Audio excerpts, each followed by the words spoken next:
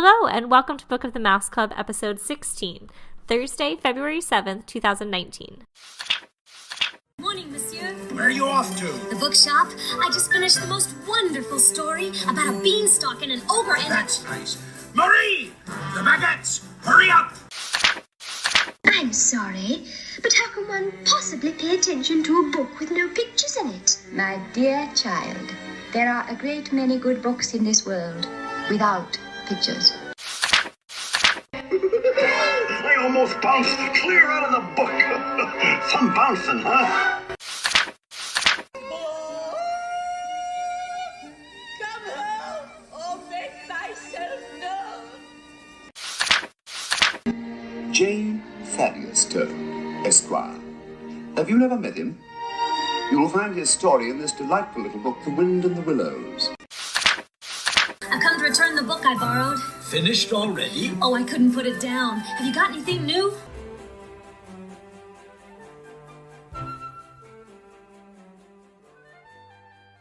Welcome back. I'm your host, Courtney, and I'm joined by my co-host, Emily. While she's currently in Maryland, she will be in the Sunshine State in just 1 week. Hey, Courtney. I am super excited for my trip because this time next week, I will be gearing up to watch fireworks in the Magic Kingdom. Not a better feeling than that. Absolutely. Are you so excited? I am so excited. Lesson plans are getting done so that I can pack up next week and take a nice 5-day vacation. You've earned it for sure. Though you have had some snow days, right?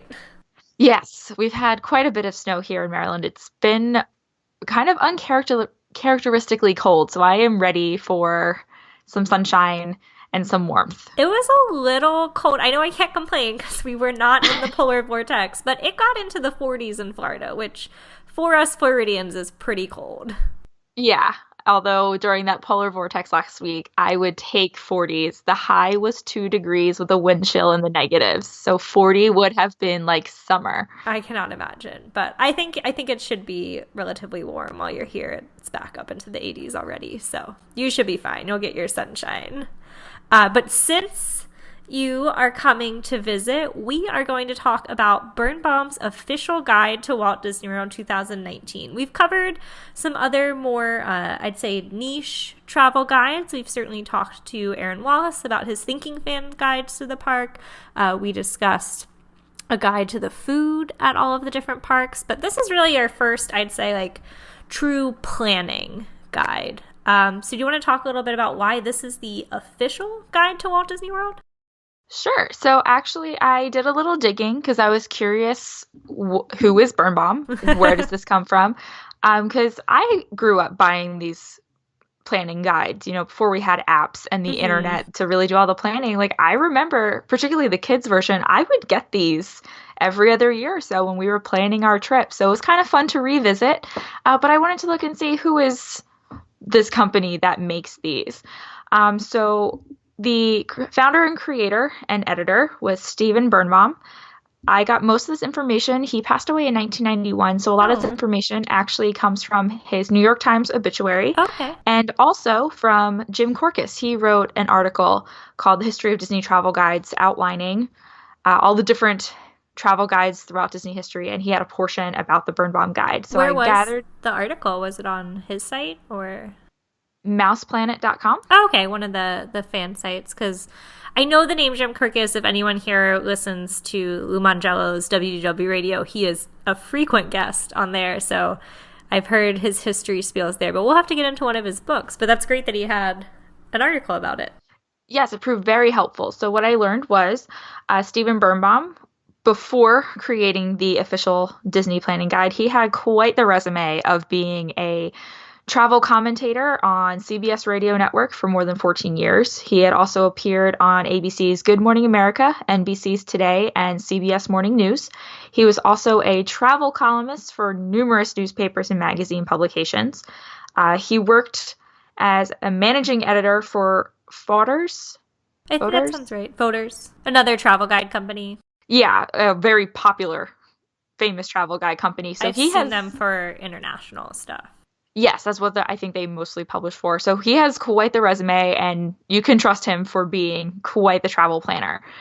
In the mid-1970s, he created his own line of Birnbaum Travel Guide series of 36 books, and they were published by HarperCollins. The Disneyland and Walt Disney World versions were originally published by Hearst, and Disney entered into a contract with Birnbaum in 1981, and the first official Disney guide, Steve Birnbaum Brings You the Best of Walt Disney World, was published in 1982. So we get the first official planning guide in 1982. So he was doing them pretty much like up until his death for about 10 years. Yeah. And they've kind of kept the name as the familiarity piece.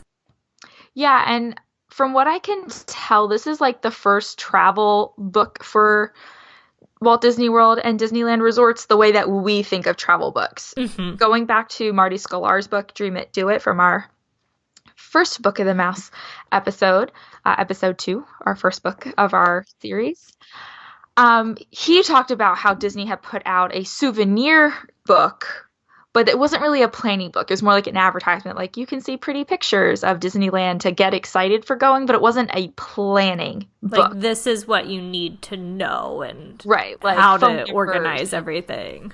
Exactly. So Birnbaum, when he was creating this, had very impressive access to contributors who helped him put together his guidebooks, including John Hench, Marty Sklar, Tony Baxter, Ken Anderson, Rennie Bordeaux, Van France, Ron Dominguez, John Cora, Charlie Ridgway, Dave Venables, Judy Daly, and dozens of others from the Disney organization. So Disney was all on board with this. Even though Disney did not have final say over what went in the book, they made sure that they made their resources available. So I think that's an interesting aspect, that this isn't Disney, or originally wasn't Disney trying to just market. Yeah, but they were willing to have those people be kind of consultants and provide their input. I think that really speaks to its status as the official, quote, guide.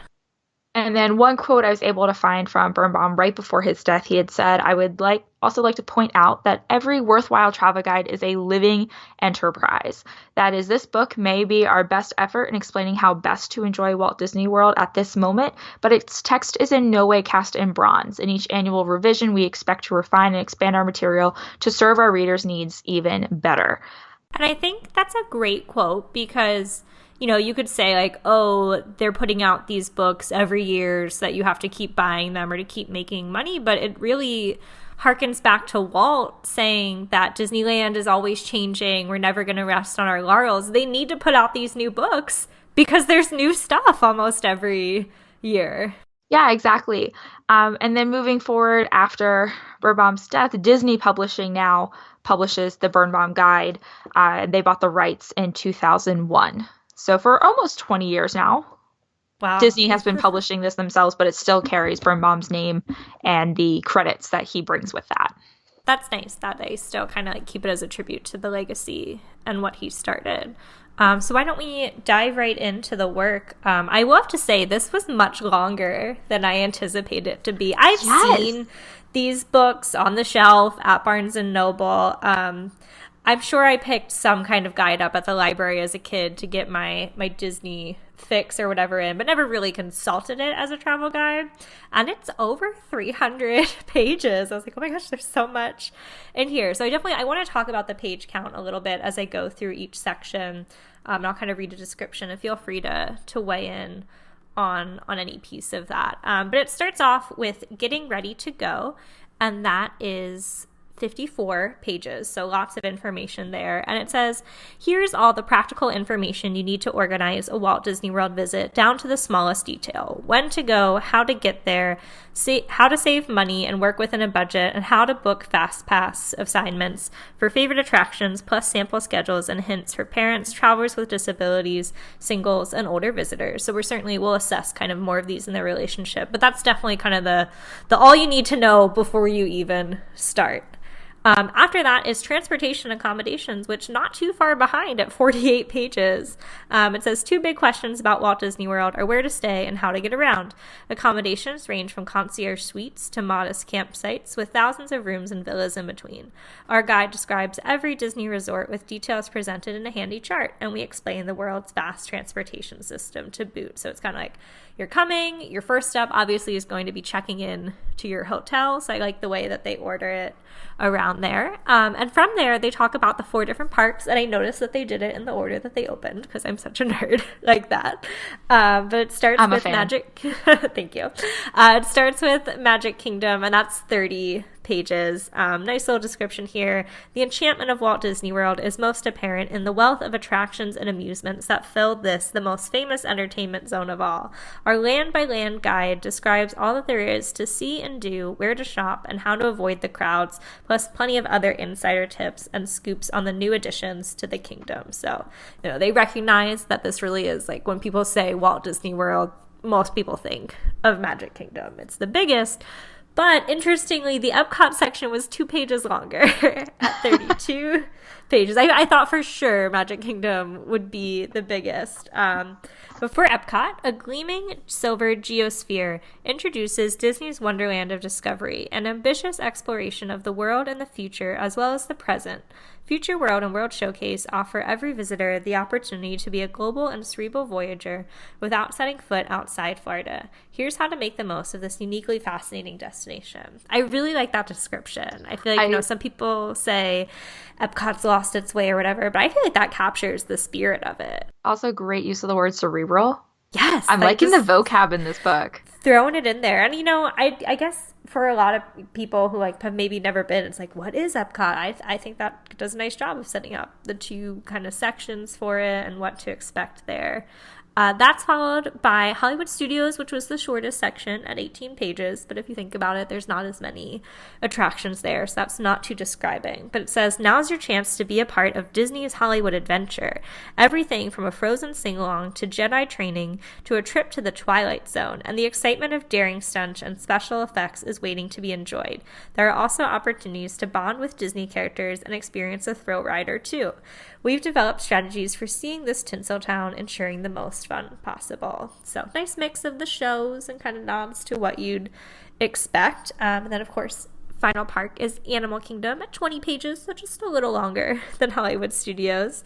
And this says, the most sprawling member of Walt Disney World's theme park lineup celebrates the circle of life and the wonders of Earth's Animal Kingdom.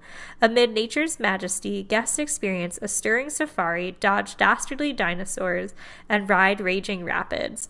Our coverage, which includes the park's new land, Pandora the World of Avatar, which opened in 2017, guarantees a fun-filled trip to a place where humans are humbly reminded of their role in the natural world. I'm obsessed with this copywriter and their use of what you said, cerebral, but the dodge dastardly dinosaurs, ride raging rapids, humans are humbly, they were having fun with these descriptions. I really enjoyed reading pieces of this. I did like how they got some good editors. I enjoyed reading it. So that wraps up the 4 parks, but there are still a few other sections. After that is Everything Else in the World, which is 26 pages, so longer than 2 of those park sections. But it says here, beyond the theme park boundaries lie countless acres full of just the sort of wonders for which Disney is famous. State-of-the-art water parks and the new Disney Springs entertainment, shopping, and dining district among them.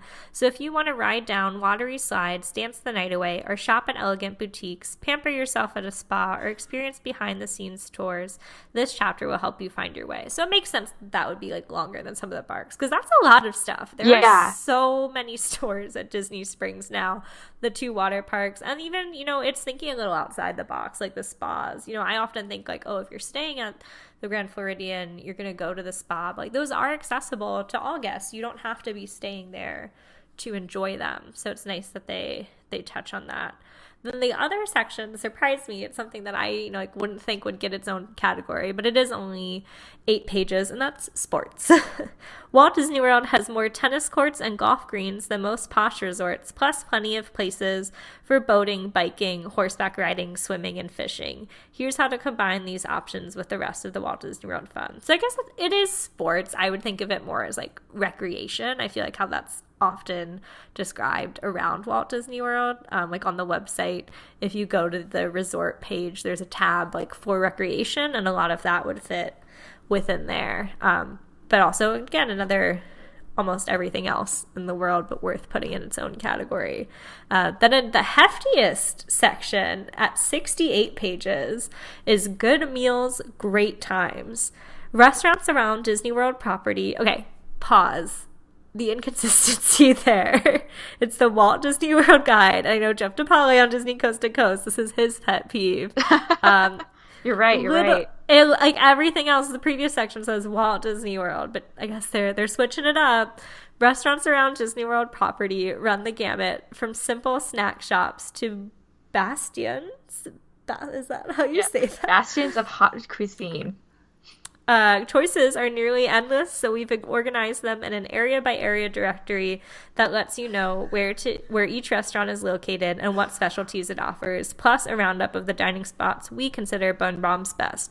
We also tell you about dinner shows, the best family fare, where to dine with Disney characters, and where to enjoy an after-dinner drink. So, unsurprisingly, a big section because pretty much every resort has somewhere to dine, somewhere to drink, so many different options there. I think this was my favorite section of the book. Yeah.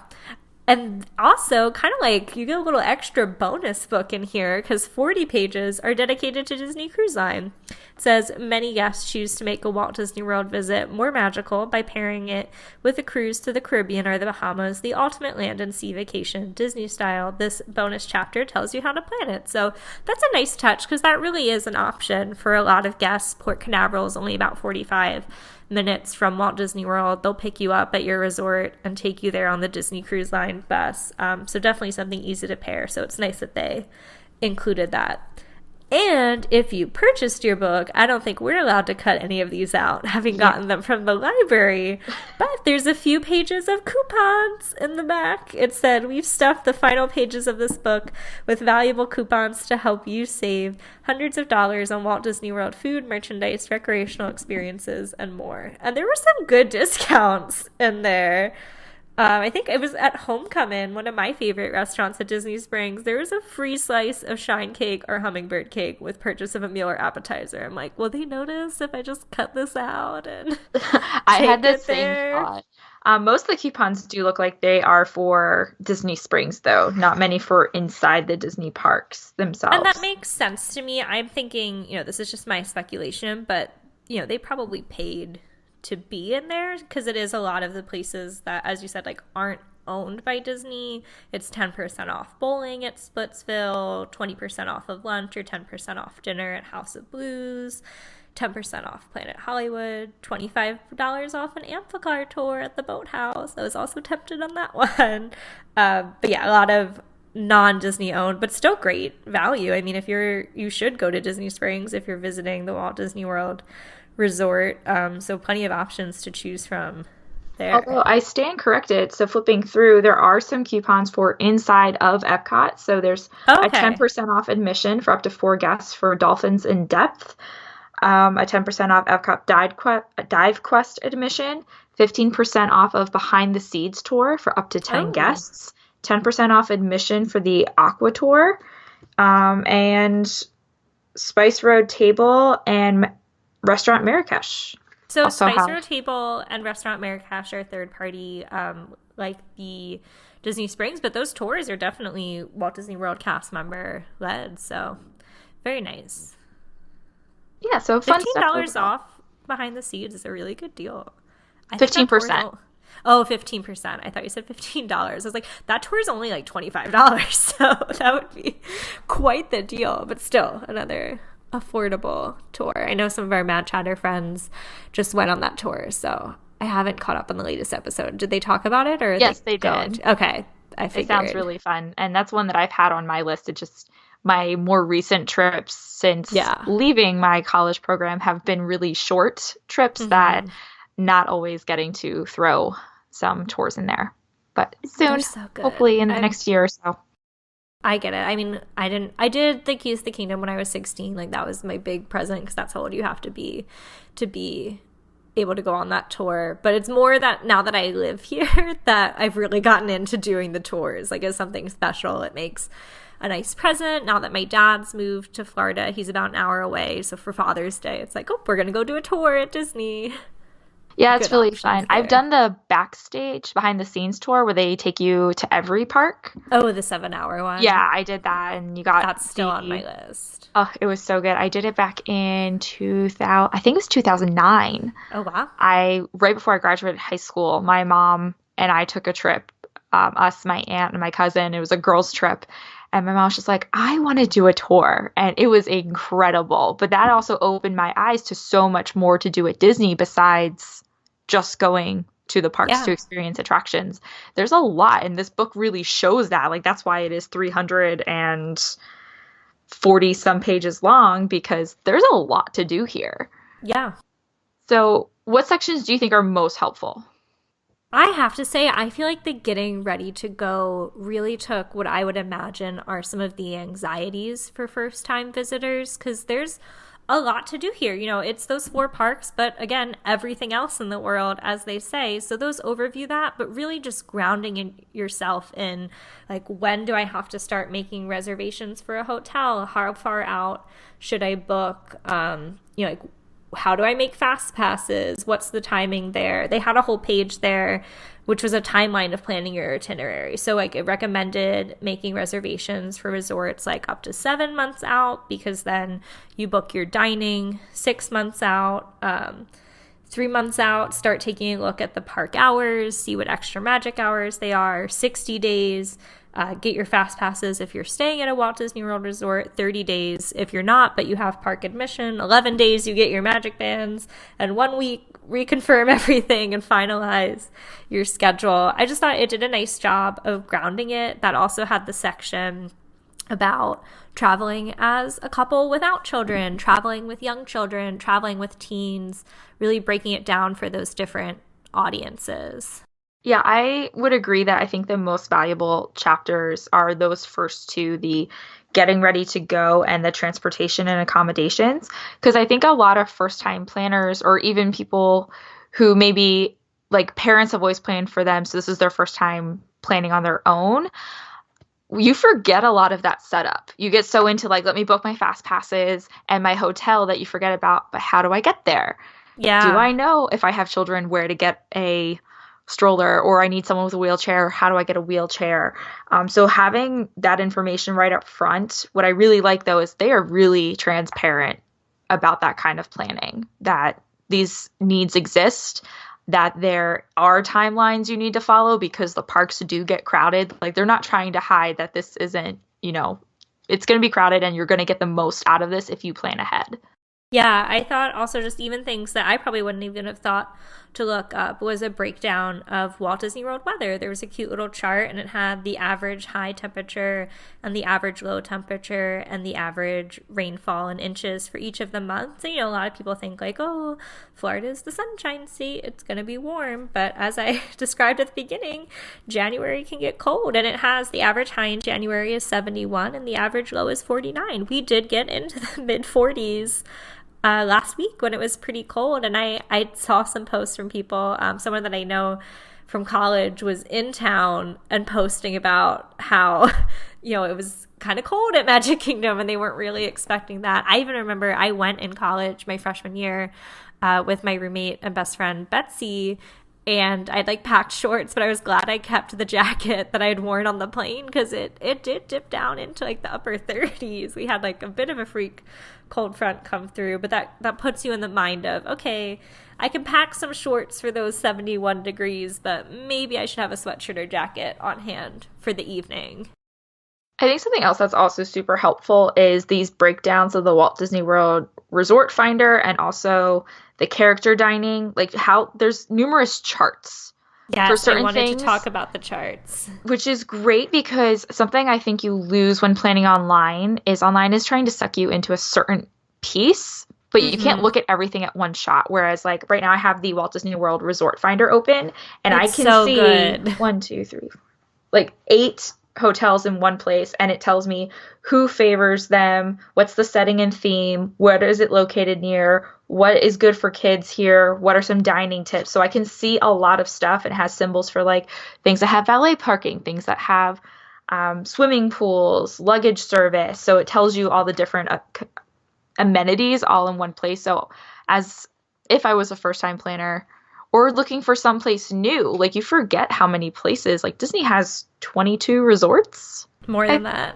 More than that if you break it out by Boardwalk Inn versus Boardwalk Villas, it's like 30 almost. Right. Like how, if you don't have them all in front of you, you keep thinking of the same maybe 5 or 6 off the top of your head. Right. But if you're looking for something new, restaurants, places to stay, new experiences, I think this book has done a better job at enlightening me about other options versus me surfing online because I keep clicking the same links. Right, or you're going to read a page about the Polynesian, then go to somebody else's blog post about the Contemporary, where as you're saying, these are all in one place, and I'm a data person, like visualizations are important. I was very impressed by some of the visualizations in this book. Like they did a nice job of laying out the text, and it reads like a book at certain points, but it's like here, the best way to convey that information for these readers is to put it in a table with a picture, and then you can easily compare across. But it does a nice job. It directs you to the page. So if you're looking at the Grand Floridian, you're like, okay, it says the setting and theme is a Victorian seaside resort favored by honeymooners, Magic Kingdom monorail fans, DVC members, kids adore the nightly marshmallow roast, having dinner with Cinderella, dining tips. You're like, all right, I'm interested in this. I want to know more. It tells you the exact page. It says page 71 is the overview of Grand Floridian. So then you can flip through and read what would be more like what you're reading in the blog post. But being able to kind of scan down and easily compare across is definitely valuable. And like you said, they also did that for the dining. I liked the one about the character dining, and it has the location, it has the meals that they serve there. Like, is it a breakfast buffet? Is it a breakfast, brunch, dinner, lunch? Is it a buffet or is it family style? What are the differences there? Who appears? Just really easy for you to like concisely take everything in. I had a moment looking at that character dining list. Even as a former entertainment cast member, I was not aware of how many character dining locations there were because I've worked 7 of them. Yeah. But then looking at the list, I was like, I didn't know there's a dining location there. I didn't know there's a dining location there with characters. Wow. I didn't realize in this book it lists 13. So I've only experienced just over half. Ever work at Swan and Dolphin? Because people forget there is a character dining. I did not work at Swan and Dolphin. It's really random. I feel like it's like, well, when I went in like the early 2000s, it was like Rafiki and Timon. I was like, what? What does it say on the chart? So here, characters at breakfast are Goofy and Pluto. Goofy, Pluto, Chip, and Dale. They're the only ones on here. So They have a more limited character list. I've only really seen Goofy hang out there. And occasionally Pluto or Chip and Dale, but mostly Goofy. And it's super cute. He wears a tux. That's fancy. Yeah, he gets super fancy. The dining location I kind of always wanted to work, though, was at Beach Club Resort. Oh, because they get to hang out in their beach gear. And they just look so much fun. And I've heard just really great things about that dining experience. I think I never made it there once. I was staying at Beach Club and we were at the pool. And they came out in their like Minnie Mouse came out to the pool, and I texted you. I was like, Emily, what is happening? Minnie Mouse is at the pool. Yeah, Minnie Mouse enjoys breakfast every day. And then comes out to the pool to hang out. And that was just a magical moment. Not guaranteed. I have to legally say that. So Minnie and Mickey make their way around. They have breakfast multiple times a day, at different times a day, so that they can go to mice. Yeah, because they also have to make their stop at Contemporary Resort at Chef Mickey's to make sure that, everyone's having a fun time over there before they bounce back over to Beach Club to, soak up some sun between the lunch and dinner shift. Absolutely. So lots of fun options there. But again, yeah, definitely helpful in that initial grounding stage. Did you flip a few pages later to the restaurant roundup that is all Woody, yes, Bullseye, and Jesse, like, I think I cowboy posted themed? a picture of that on our Instagram. I really liked, we can take a moment to talk about it, just the integration of characters. Because, like, some of this material is dry. It's, here's where the locker rentals are. But they do a nice job of, like, breaking up the text graphically with some characters or, like, a Walt quote in a little box calling things out. So that was really well themed. And then pulling out, like, best dinner show, best splurge for grown-ups. I think that people have to appreciate that because it can be overwhelming. There's probably over 200 different places to dine on Walt Disney World property when you really break down, like, pool bars, quick service, each hotel, all of that. Somebody asked me my favorite place to dine at Walt Disney World. I was like, I really don't know because there's so many good options, and I like things for different reasons, like a dinner show versus if I'm going on a date night, like, and I want a nice night out. Yeah, I agree with the breaking up of the text because even this book alone can be very overwhelming to pick up, and you see how many sections there are, and there is a lot of text. But readers or people who are planning, my advice would be to seriously just go one page at a time. Look at the table of contents, look at what you need. Because actually, I think planning wise, I would skip the parts about the parks, like the sections on Magic Kingdom, Epcot. I would save those maybe for last. Look at the restaurants, look at where to stay, how to get there, and those things, those logistics first. Because actually the planning your fast passes and what attractions you want to go on is the easy part of all of this. Yeah. So we're kind of getting into it, but, like, what type of guest would you recommend this book for? I definitely would recommend this to someone who has never been to Walt Disney World before. The number one thing, I have people ask me all the time, and I'm sure you do also, that when they're planning a trip, even people who have gone before, they ask me for advice and for help. And some of my friends have always seemed surprised at when they tell me, oh, yeah, I'm going in May. I'm like, well, did you plan this yet? And they're like, it's still 4 months away. I was like, no, you need to do stuff now.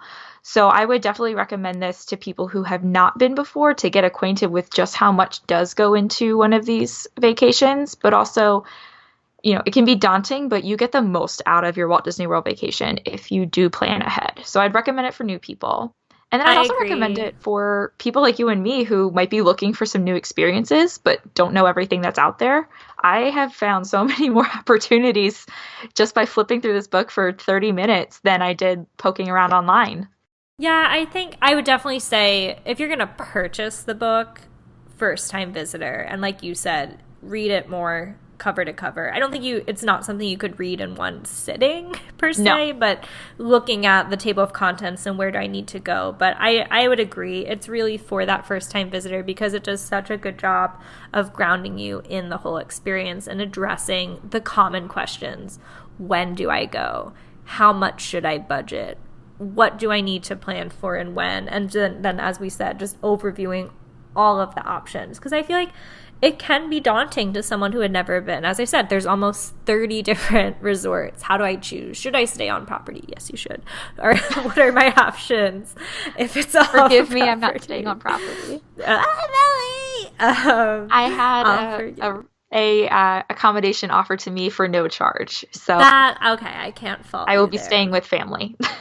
But yeah, like you said, with the dining, I think in regards to that chapter, that's something that's more for people who maybe have been and are returning, because it's like, all right, we're going to branch out. Where should we go? Because I know my family fell into the trap of going every year, and we kind of we always have lunch at Cosmic Rays. We always have dinner at Nine Dragons in China. Like, those were our go-tos. And when they first introduced the Disney dining plan, we opted into that. And my mom was like, all right, we're going to branch out. We're going to try different countries. We're going to go to Morocco, and we're going to eat dinner there, and you're going to like it. Let's try Columbia Harbor House or different one of my options. faves. I love Columbia Harbor House. It is so underrated. People do not understand how great that place is. By branching out, you might find and discover a new favorite. So I think that piece in particular is good for repeat visitors, but overall it reads and it is definitely written for a first-time visitor. So pros and cons of using a guidebook like this. I would say the pros are just how in-depth it is, but I think a potential con is that it is so sizable. Like, it might seem, the book itself could seem overwhelming. So that's why I said, like, this isn't something you'd, like, sit down and read in one sitting. You'd kind of have to break it down into how you want to go through it. I think also, and we'll get into, I guess, like, the technology comparison in a bit, but I see this as something you read before your trip. You're not going to take it with you. Like, I wouldn't see myself necessarily... I might pack it in my bag with good intention in my suitcase. Yeah. But I feel like once you're there, it's not like, oh, we're back from the Magic Kingdom. Let's check the Epcot section. Like, it really is a pre-planning. It's not going to be useful for something on the go where an app or another piece might be. Yeah, I agree with that. But I think we've talked about most of the pros already, though, that it just, I think, and leading into that technology piece we wanted to speak about, I think it's just a little bit easier of a format if you also don't know where to start. Whereas logging onto the Disney website to start planning, you could click on this link, but you're starting to book dining reservations before you even picked the dates that you're going. So I like it's very formulaic. Like, you are starting with before you go. And now you are transportation from the hotel to where you need to be to the parks. So, like, I like if you need something more formulaic for you that you can go in a specific order, you don't have to worry about, am I clicking on the right link or something? I think that's a pro of this book for new planners.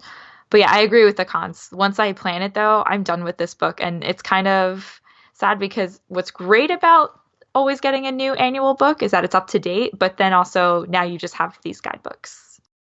Yeah, let's talk about up to date for a moment. I know that's not something that was in kind of our notes of what we wanted to talk about, but I was just thinking, it was interesting to me. I was like, all right, this is the 2019 guidebook.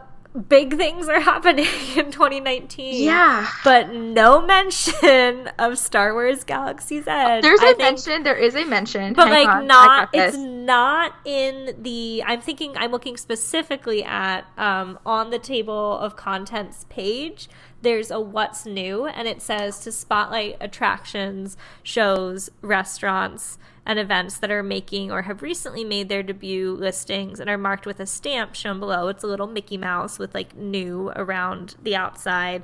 Look for it in the book. Here are some of the highlights. So I'm guessing this is either stuff that's coming or things that were not included in the 2018 edition, and it is Alien Swirling Saucers, Baseline Tap House, Disney Junior Dance Party, Disney Style, The Edison, Enzo's Hideaway, Jaleo by Jose Andres, Maria and Enzo's Restaurante, Mickey and Minnie's Runaway Railway, The NBA Experience, Slinky Dog Dash, Terralina Crafted Italian, Up a Great Bird Adventure, and Wine Bar George. No Galaxy's Edge. I think that's what I was most curious about going into this, was like, how are they going to address Galaxy's Edge? So they do address it. It's on page 182 but it's as part of Grand Avenue. It's not in the call-out list. It's not in the call-out, but they have half a page describing it, and that'll be out by late 2019. I think it'll get more of a spread in the 2020 copy, just because since it is opening later, they don't want to run the risk of publishing something that is going to change. Yeah, but they included Mickey and Minnie's Runaway Railway, which, like, we do not have an opening date for at this time. So I was like, how are they going to talk about this? So I went to that page, and it says, I have it. It says, enter the wild and wacky cartoon realm via Mickey and Minnie's Runaway Railway, a fancy family-friendly attraction that schedules to pull into Disney's Hollywood Studios before the end of 2019. Housed inside the Chinese Theater, the 2.5D, no glasses required adventure begins with the premiere of a new cartoon. In it, Mickey and Minnie are preparing for a picnic. When a train pulls up beside them, it's all aboard for everyone. Thanks to a bit of movie magic, guests go through the screen and enter the zany, unpredictable world of a Mickey Mouse cartoon short, the new attraction promises frenetic energy for every member of the family. Mickey and Minnie's Runaway Railway is expected to open in 2019. Will it be up and running during your visit to Disney's Hollywood Studios? Visit DisneyWorld.com or use the My Disney Experience app or website for updates about the attraction's opening date. Note, Mickey and Minnie's Runaway Railway has replaced the Chinese theater's previous tenant, the Great Movie Ride, which faded to black in 2019. So that got a call out on the list, but it's very much like, we don't know when this is opening, so just listen for the news. It will not be open during my visit next week. No, I have no idea when it's coming, but I'm excited for it. And that was actually a really good description. I was like, I feel like I learned a little something in that blurb than I have in some of the Parks blogs. My one qualm, I feel like we're just picking on the Disney Hollywood Studio section, but if you were to look at the map, so they include a map at the beginning of every chapter for the different parks, which I think is great. It gives you an opportunity to see what the map looks like before you get there, so you can do a little bit of pre-planning, and it's based off of the park map, which is nice. It's the same park map image. But so there's stuff in here about Toy Story Land. Slinky Dog Dash is in here, Flying Saucers, the dining locations. But on the map, it just has Toy Story Land like listed, but you don't see the attraction. So it's not the same park map that I know is out there right now. The map for Disney Springs is wrong. Like, it has Town Center labeled, but Disney Springs has been open since 2015. And the map is definitely from 2012. What page is the map on? I don't have the page number because I'm working off my. It's under everything else in the world. Oh, okay. I'm working off my images because I had to return it to the library. So I was like, modern day photocopying. I'm taking pictures of the I still have my copy for another 2 days. You're so lucky. Okay, yeah, I'm looking at the map. Okay, it says the landing, which is where Boathouse is. That is an image of Pleasure Island. That is the Adventurers Club. That is the Mannequins Dance Club, not Morimoto. Oh my gosh, and then you're right. Where the town center is, which was a parking lot, you see T-Rex, but no buildings, just trees. So I can understand the Toy Story Land piece, but when I got to that page, I texted Doug while I was at the library looking at this, and I was like, the map is wrong. The map is wrong. So Disney, if you're listening, we love you, but please update your maps in your Birnbaum editions. Hollywood still looks like it's from the 90s. So yeah, no, you're totally right. The characters in Flight Balloon still is orange. That I'll give you, that was a pretty recent change, but to label the town center but not actually have it pictured there. Sorry, I'm getting really impassioned about this map. Yeah, you don't really even see the new shopping area. No, it's literally not on the map. There's no Sprinkles cupcakes. The whole new shopping area is not. It still says Fulton's on the steamship. It's labeled Fulton's on the steamship. Oh, goodness. They didn't get quite everything right. But also on the new one I want to talk about, it's very clearly Mickey and Minnie's Runaway Railway isn't open yet. There's very similar language for the Skyliner. It says that it's opening late 2019. Same thing for the NBA Experience, which is highlighted but says opening mid to late 2019.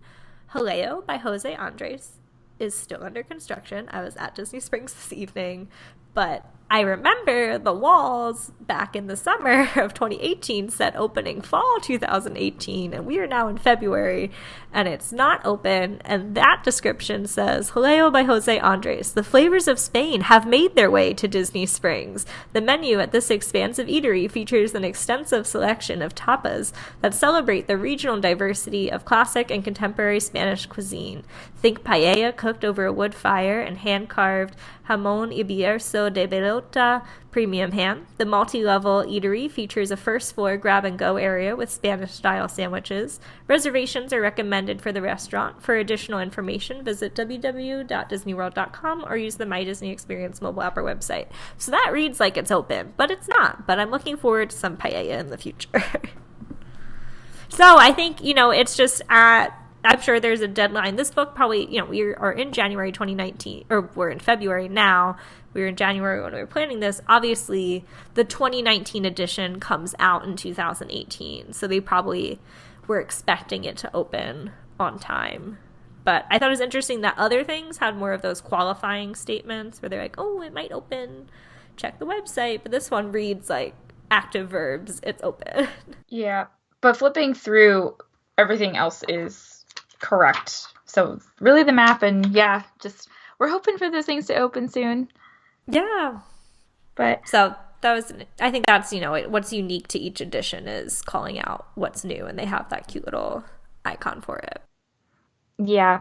Moving kind of back to what we were talking about before, just to wrap up what we were thinking about vacation planning tools, is there anything else that you think makes this book stand out from using My Disney Experience or booking online? I feel like when it comes to like the actual booking, like this will set you up to do it. This is, as we said, this is pre-planning. The My Disney Experience app is helpful once you're actually in the park because it's going to have the wait times. Like you can interact with the app. This will set you up and know like, okay, I should obviously prioritize Space Mountain over the Barnstormer in terms of planning, like what are the right attractions for your family. But then when you're in the park, the app is going to help you plan your day in real time in terms of availability, snagging a reservation last minute if you need it because you didn't listen to the planning guide and plan it 180 days out. That's going to help you in real time. Something I wish this book had, I was just flipping through to see if maybe I missed it. They don't have a section in here on the My Experience app. Oh, you're right. They mention it a lot. But I think what would be really helpful is if there was like this is how to use the My Disney Experience app, like a layout. Because particularly for older guests, like my parents, the app infuriates them because it's constantly changing. And once they learn how to use it one time, they're like, I don't know how to use this anymore. It changed again. Well, I think what you just said might be a reason why they don't, because there are new features coming to it pretty constantly. They're adding new innovative ways you can open your door with it if you're staying on property instead of your magic band. New pieces there. So I guess for that reason, they might not want to put it in there. But I do think that's a good suggestion if they could make it work, just giving an overview of like, something basic, the cool like things you can do with it. Yeah, like this is where you can book your fast passes. This is your login is the same on the app as it is for your online account. Like little information like that can be really helpful. Linking your family members, managing different parties. Yeah, who has access to what? Like that basic info, the structure that's not, maybe not pictures of the interface, but just that basic info. But yeah, I agree. I actually do the majority of my planning through that app now, even ahead of time, because at least maybe you can speak to the same because we go frequently enough or we have so much experience in planning these vacations and going that I do jump right to the app. I don't do too much pre-planning, which maybe I've gotten away from. This book's kind of enlightened me a little bit that maybe, my next trip I should maybe expand and branch out a little bit more. But I do most of my planning in the Experience app. Yeah, I found that and I find it most helpful, especially for you, because since you're there, right? I'm not. Really you're always constantly planning in real time. Yes, I very seldom am booking anything 880 days out at this point. So yeah, I'm not the user that they would be targeting to. I did think something else that stood out to me in terms of like versus online. The schedules. So there's like a 1-day schedule for Magic Kingdom and those are a half-day schedule for the parks. And they do it for each park. It's very high level. And I feel like a lot of online places, there's places you can pay a subscription and have like an hour by hour itinerary, like go to this ride, then go left. And you can have it sort if you want to maximize or minimize wait times versus minimize walking distance, and it'll like tell you what time to do this and when, whereas this was much more of a like, here's the big things to do, but not necessarily like do this at this time. I thought it was interesting though, like when I was reading the Magic Kingdom one, I thought it was gonna be like Space Mountain, Peter Pan's Flight, all of that. But one of the things was, the second bullet was, make your way over to Liberty Square to see the Muppets present great moments in American history. And I was like, oh, okay, like I love the Muppets present great moments in American history, but I don't know that I would have called that out for a first time visitor as a number 2 thing on the plan. Yeah, some of their options, I was reading through those schedules too, and most of them I agree with, but yeah, some of them I was like, that kind of came out of left field. I I wouldn't have don't recommended think that. schedule is the right word. Like it says at the top of the page, 1 day schedule. I think it should be like park highlights or like recommended Yeah, like highlights. can do in 1 day, can Because do when in a I half think day. schedule, I think like literally start here, go left, go right, always go left. Not so much check out the country bears. I love the country bears, but that is, and they point out it's a good place to go if you have downtime, but it's not as organized as maybe some of those online touring places are going to be. Well, I think schedule-wise, it's kind of moving you through the park. So reading the Magic Kingdom one, for example, it's having you start in Main Street and then make your way to Liberty Square. So it's taking you left, which is actually a tip I give people, is that a lot of people do rush to Space Mountain. So if you're a rope drop person like I am, I actually go left first, towards what is it, Big Thunder Mountain Railroad and Splash Mountain first. So it's like taking you clockwise through the park. So in a way, it's kind of a schedule in a sense of like do things in an order, but yeah, because it I feel ends like the with happily ever children's after. section had more of a schedule, and it's the schedule my mom and I follow, even though I am not a child anymore.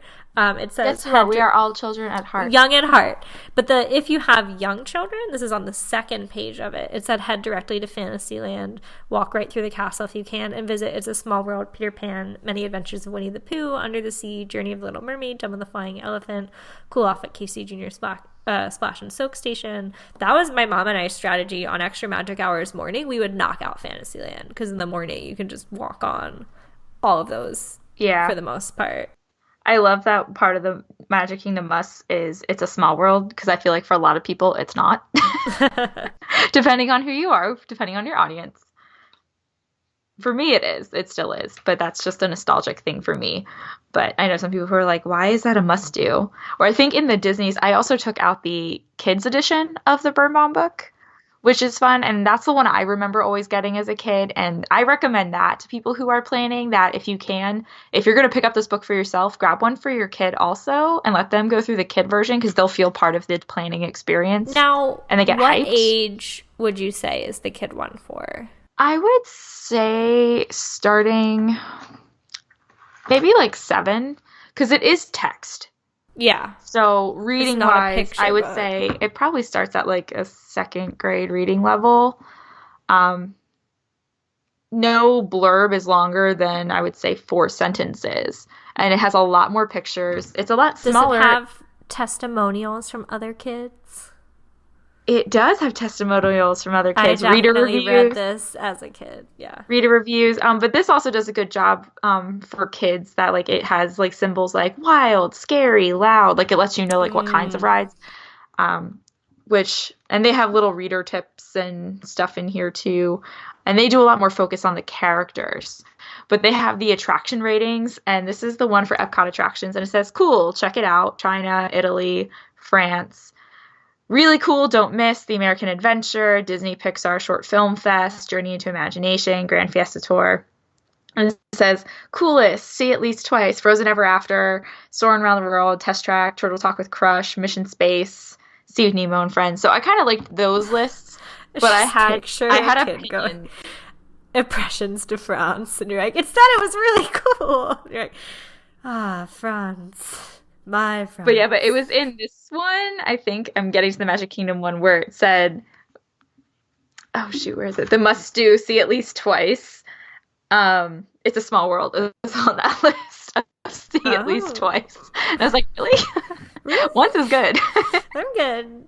But it shares some of the similar lists as the regular Birnbaum's book. It's definitely more kids. Like it has Many Adventures of Winnie the Pooh on here, do twice. Thunder Mountain and Splash Mountain and Space Mountain is not on the coolest list. It is. Yes, it is. There it is. It's actually at the bottom. Okay. At the top. They're saving the best for last. At the top, but Space. Whatever. Tomorrowland Speedway, do that twice. Really? Can't do it right now. It's closed. According to this. All right. They didn't have the children's edition at my library. But no, when you started talking about it, I was like, I'm pretty sure I checked that out at the library as a kid just to get my Disney fix in. Because as we were talking, like really before the internet, I mean, the internet was around when we were children, but I wasn't maybe at the age where I was like, remember, you hang up the phone to get on the internet when it That's was a thing when we true. If my mom was chatting on the phone, I was probably reading the book, because even if I had the website, it wouldn't load because dial-up was so slow. But yeah, so you used to have to call and make these things. So online has definitely made it easier. The app has made it so much easier. But there are some benefits to just flat out calling reservations and asking questions. Like my mom, for instance, who is leaving tonight, we were talking in our last episode that she is going to Artist Point for the storybook dining. She couldn't find any reservations, so she had called and, said, hey, can you give me any recommendations of when maybe is a good time to look for one? And woman worked some magic, a cast member doing her thing, and got my mom a reservation that was not listed online. So it does benefit sometimes to actually pick up the phone, talk to some people. Cast members work amazing magic and can be really helpful if you're lost.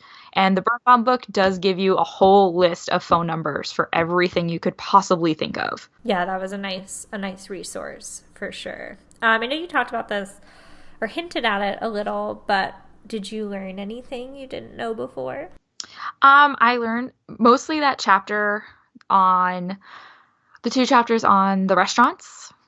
Read about restaurants I didn't know before, or ones that I've heard of but never really thought of. There's a lot of restaurants at resorts. I've done lots of dining within parks, but I have not really branched out to a lot of the resorts, particularly the moderate resorts. Like I've never been to Old Key West. I've never been to Port Orleans. I love Olivia's. Yeah, I had heard about Olivia's on, I think it was a Mad Chatter's dining they review. Went there recently. And I read about it in here, and I was like, I had no idea this existed. So I learned a lot of new restaurants, new tours. Like I only really knew of behind the scenes magic and behind the scenes tour and the train tour, but not some of the other ones. I'm really interested in the ones in Animal Kingdom doing the jungle trek. I don't know, it's like a 3-hour Wild Africa trek? Yeah, Wild Africa trek. I've done that one. So different things like that. But for my coming trip in a week, unfortunately, because I'm only able to budget 3 days in the parks, I am just doing a highlights tour of some of my faves. Of course. Because it's such a short trip. But future trips, you're there for a wedding mostly, so. Yes, I am going mostly for a wedding. My friend getting married is the main attraction, the highlight of this trip. Coolest, must do, twice. She has to get married twice now. 2 times through the vow. 2 times. Well, speaking of this trip, though, something I was a little disappointed in was there's not a lot of information in the Epcot section about any of the festivals. It briefly mentions Christmas time in like one small column paragraph, but it said nothing about Food and Wine, nothing about Festival of the Arts, which is the big new thing I'm doing on this trip. This is my first time going to Festival of the Arts, so I've been trying to gather as much information as possible. And this book didn't have any, and I was a little disappointed. But I don't know if that's also just a testament to these festivals change so often of what's available and what they do, that they don't want to run the risk of putting something in print that they can't change. But I was a little disappointed that there wasn't even an overview. Was there anything that was particularly helpful to this specific upcoming trip, or did you see it more as like, this is stuff I want to consider next time I come for a longer period? Definitely things for next time. Because we are trip planners, I picked up this book in preparation for a little bit in preparation for my trip, but I had booked most of my stuff for my trip almost 2 months ago. So most of my stuff's already been set in stone. But definitely for the next time I haven't been able to devote a whole week trip in over a year now. So next time I get to do a whole week or longer, I definitely think this would be beneficial because there's so much other stuff you can do that can fill out a whole week besides just going to the parks multiple times. Yeah. I really liked that just reminded me there was a page about like what to do on a rainy day. And I thought that was such a good resource. And I was like, oh, like I never really go bowling at Splitsville. I should do that more, or just the different like options you might not think of. Like it said like go to the arcades at your resort. It's like, oh yeah, those are fun. No more Disney Quest. I'm sure that was in there back in the day. Oh, that is something that other people I don't think take advantage of that this book promotes, is doing stuff at your resort. And I'm guilty of that because since I have family that live in the area, I tend to stay with them because, yay, no charge. But I do miss out on some of that Disney making magic, that part of staying on property with those other accommodations and other experiences. So definitely, maybe my next trip I'll splurge and I'll stay on property so I get to do something fun. Yay! Old girls trip, maybe. That'd be fun. Ooh, that would be Any fun. other thoughts on this before we give our resources or recommendations? I think this is something that I've been reintroduced to that I will continue to borrow from the library. I was impressed that this was at the library. I didn't know it would be. So if you are a casual planner or you go often or you don't want to buy the book, I think I am now getting on the boat of checking out this book, even just flipping through it for 30 minutes at the library or just hanging out in Barnes & Noble, because it does offer some valuable information that you don't necessarily have to buy it to get that information. Yeah, that's fair. Because what's new, it told you like each page that those new items are on. So even if you're just like, I want to ground myself in what's new since I've been there, you can easily do that through there. Mm-hmm.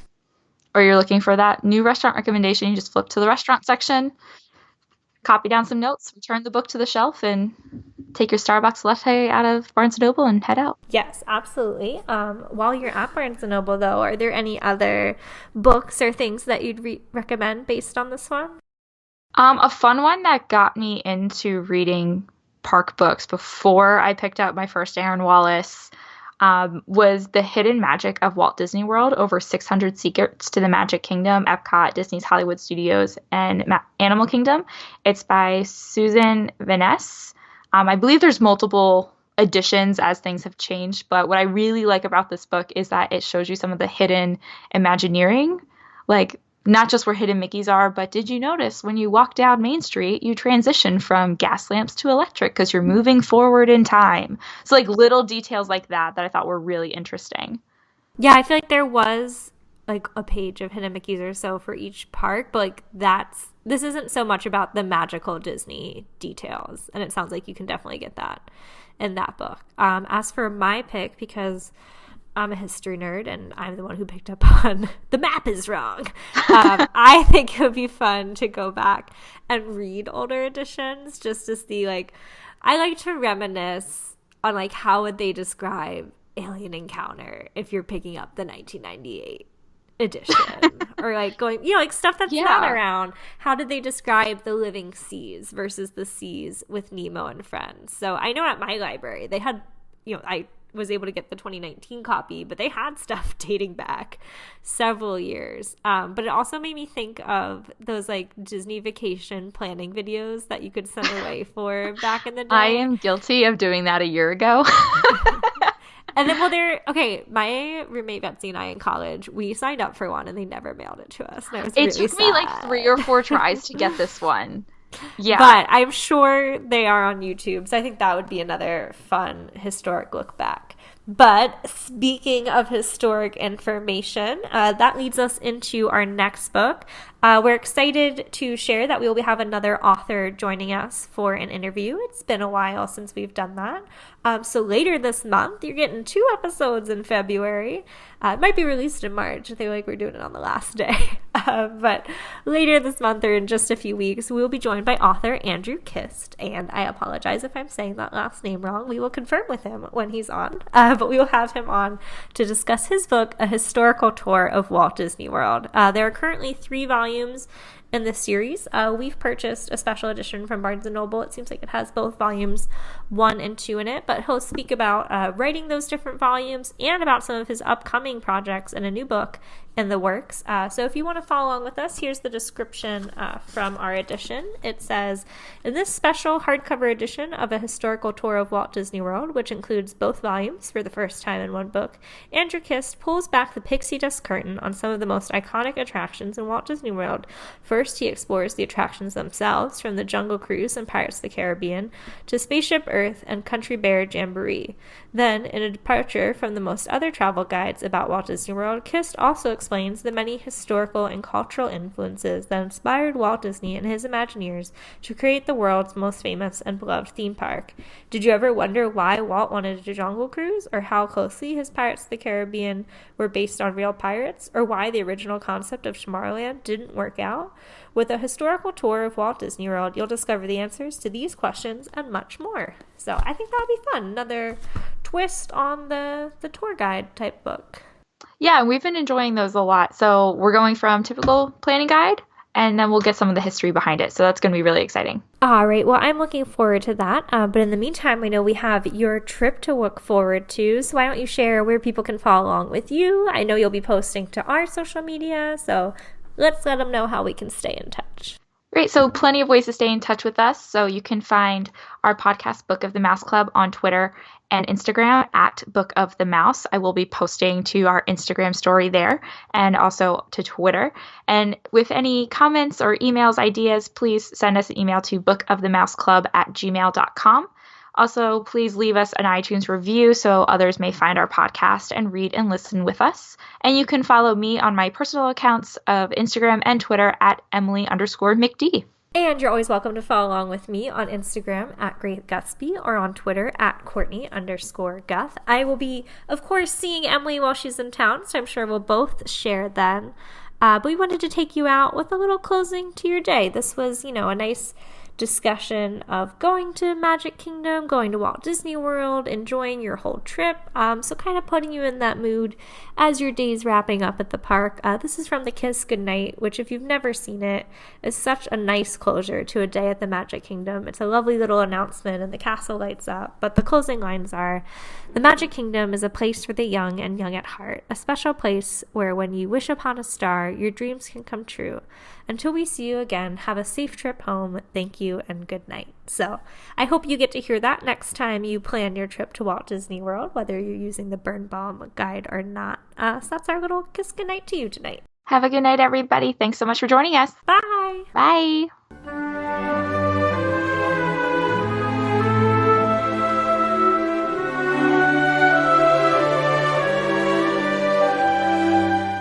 Book of the Mouse Club has no affiliation with the Walt Disney Company. The views and opinions expressed by hosts and participants are theirs and theirs alone. They do not represent the organizations or companies they happen to work for.